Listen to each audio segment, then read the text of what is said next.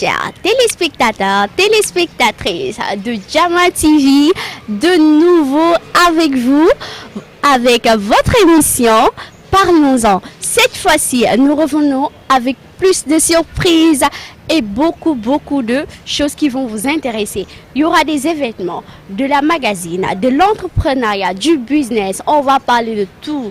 Comme l'indique l'émission, c'est Parlons-en. On parlera de tout. Et aujourd'hui, nous sommes à Am-Moto avec des entrepreneurs dynamiques qui connaissent leur métier et qui le maîtrisent. Comment va se passer notre émission? On va parler de 3 choses qui touchent la toile de l'entrepreneuriat, du monde du business et des événements. Comment ça va se passer? Ce sera, en premier lieu, ils vont nous parler de leur travail.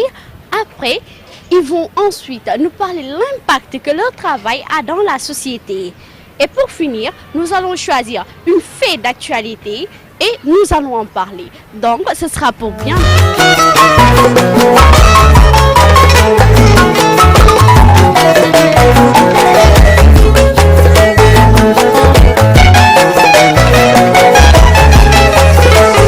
Bonsoir, bonjour chers téléspectateurs de Jama TV.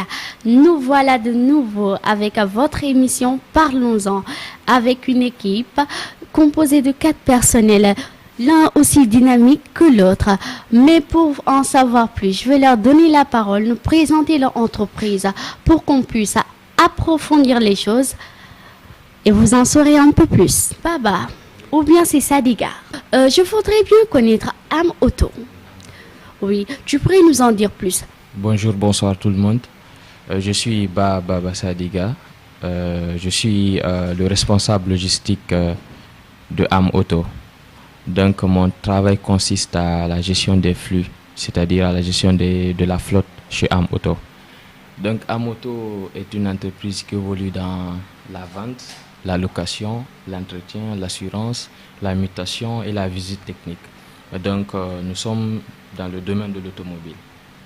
Donc si par exemple vous avez besoin de vous déplacer dans Dakar au Sénégal, donc vous allez juste nous contacter et nous allons vous fournir tout ce qu'il faut en matériel de véhicule, tout type. Vous l'avez compris, quand vous avez besoin d'une voiture et tout ce qui est vente, location, venez à Am-Moto, c'est eux qui s'en chargent. C'est un travail très dynamique qui demande beaucoup de courage, mais aussi beaucoup de volonté. Mais je voudrais savoir, est-ce que ce travail impacte votre société? Ce travail, comment vous gérez vos clients? Salam alaikum, bonsoir. Man Ibrahima Bari laa tudd ci Am-Moto laay liggéeyee. Bon sama poste fii mooy par exemple oto bu paane man maay jël beneen oto dem def échangement bi su ma demee sur le place jox client bi oto bi ma indi ma récupérer boobu noonu su dee mënuma ko dépanner sur le champ damay woo mécanicien mu ñëw fa ñu gérer suñu oto mais client bi moom dañ koy libérer mu dem yoonam. Et ci wàllum GPS bi aussi des trucs par exemple client bu dépassé fi mu war a dépassé man maay signaler ñu woo client bi laaj ko li mu war a rajouter laaj ko fu mu jëm mu expliquer ñu par rapport ak distance bi mu jëm ci lañ koy defalee prix bi affaire yooyu.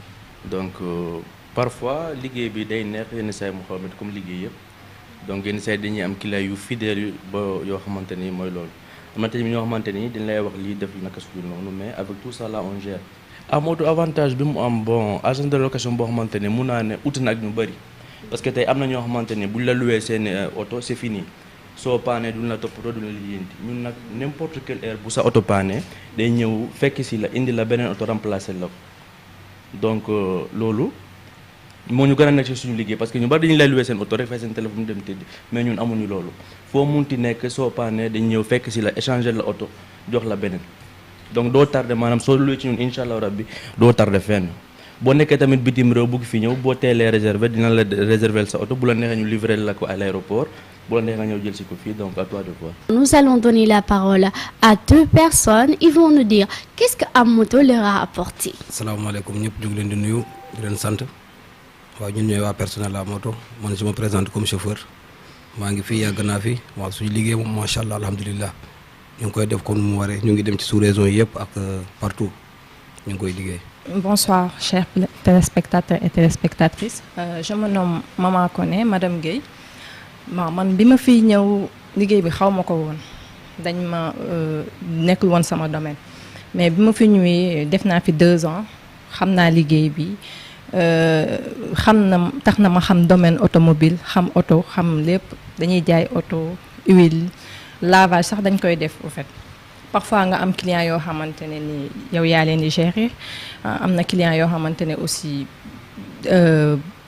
bu dañuy kontaan ci suñu service au fait dañuy ñëw di ñu tàgg naan ñu seen service da ngeen uteeg ñu bëri donc je me dis que ni man am oto tax na ma xam lu bëri tax na man may maîtriser wu tax na ma xam man di gérer nit au début nit da daan wax ma mère mais léegi nit day wax ma gérer ko parce que tax na ma jàng lu bëri tax na aussi ñu nekk une équipe on est une famille on est une famille donc man comptabilité laa def mais am oto tax na ma xam domaine automobile ku ma gis day jàpp ne dama ci yàgg alors que 2 ans rek laa def au fait tout ça grâce au personnel grâce aussi ñi ñu jiite ñoo nga xamante ne dañoo ouvert dañoo baax ñoom boo suñ la waxul ne kii moo supérieur kii doo ko xam tellement que seen gentillesse seen ni ñu vraiment on est une famille am oto on est une famille vraiment